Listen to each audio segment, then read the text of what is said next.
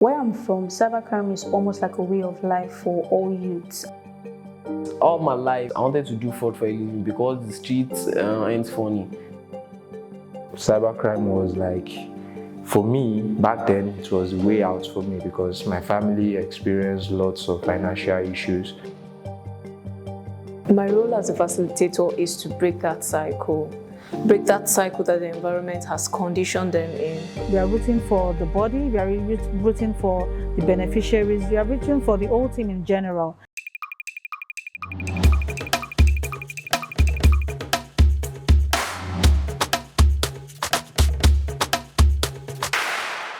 Imagine a place brimming with energy, a place where dreams dance alongside the dust, a place called Nigeria.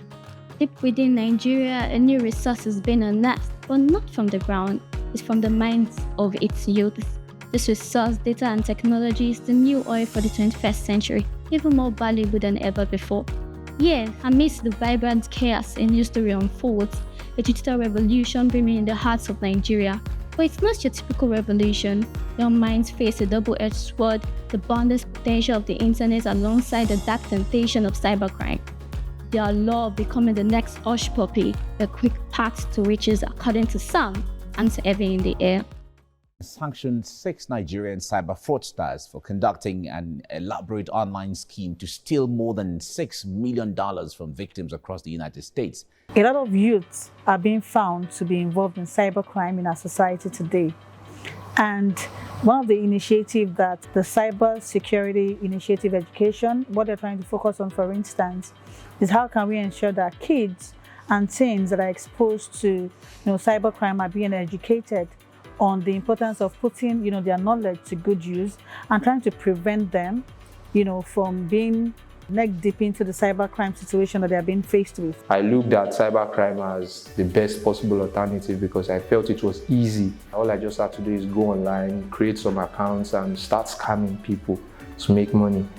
But then I came into contact with YEMAC and they changed my orientation. They showed me how I can actually use digital skills to make myself a very sustainable way of life. I just thought maybe fraud was the only weapon. So I got into fraud. Then Mr. Moses got to me. Then he was like, what are you doing? I told him I was doing fraud for a living, but he said he has something more for me, something brighter than doing fraud for a living. The YEMAC project is a youth-driven intervention that aims to provide alternative paths for youth away from cybercrime, because Nigeria has been seen as the hot zone for cybercrime. And hot zones are geographical locations that we have identified in Nigeria to have high rate of crime. But there's another story unfolding in this country, a story of hope, second chances and breaking the cycle. This right here, this is a safe haven, a place where young people find their way back from the edge. They learn skills, make friends, and discover a future brighter than any screen. I'm having so much joy in mind at the moment, having to see kids that had passion for crime divert this passion into something positive, into a skill they've acquired for future growth in their career path. Is really a good thing of joy. I got into cyber security. With these 2 weeks, I've learned a lot. And those things I learned has changed my thoughts about being a fraud. Less than a month ago, I had no idea of what designing actually was. I had no ideas of the principles of designing.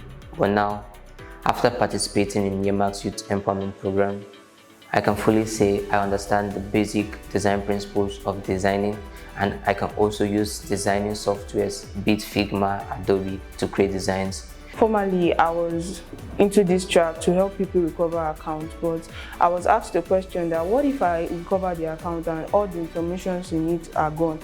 So that changed my perspective about cybersecurity, changed my thoughts into helping people protect their accounts from the first place. I also learned that no matter what we're doing, we should believe in ourselves, that we can always do it. No man is an island, and I believe everyone needs a community to thrive. This is why we at SciSed are creating an enabling community where beneficiaries do not feel relegated to their societies, but are empowered and confident enough to compete with their peers on global platforms. I want to thank YEMAC for the opportunity to network and to meet people out of Ajeremi, Ifelodun local government.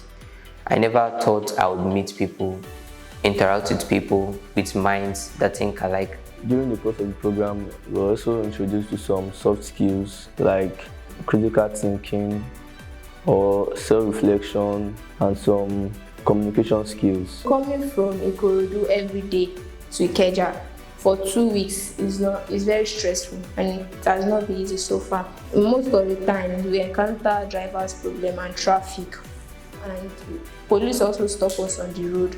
But I know that I am coming here to invest in my future. And all thanks to YEMAC, they have covered up the transport fares. This program is not just about the technical skill alone, but it has shaped the lives of these young ones. It has shaped the perspective of these young ones. And it has given them a reason to believe that there is a future in digital skill. There is a future in making a honest living. My role as a facilitator is to break that cycle that the environment has conditioned them in.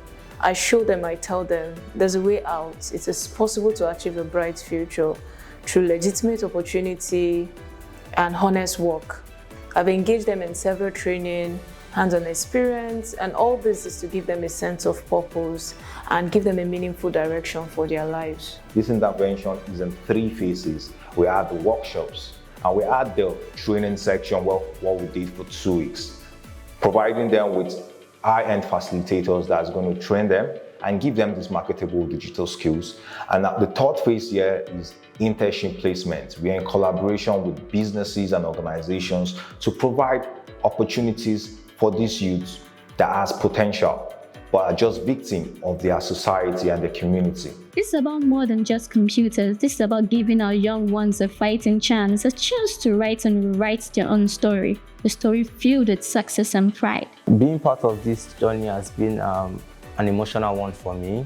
It's truly inspiring as I've watched these individuals go from novice in a community where cybercrime is prevalent to individuals with skills that can be beneficial to not just themselves, but the society at large.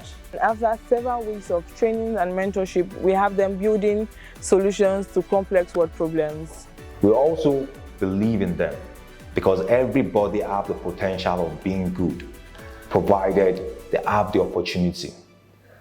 So we are providing them with these opportunities so they can contribute to their society, make positive impact to their society, be ambassadors to your society to fight against cybercrime. We want to appreciate our partners, the CPPs, that have helped us to identify some of these targets in their local government, as well as Clean Foundation. We want to appreciate our partners. I want to appreciate our funding partners, the UK government, as well as TAG International for their support in this intervention.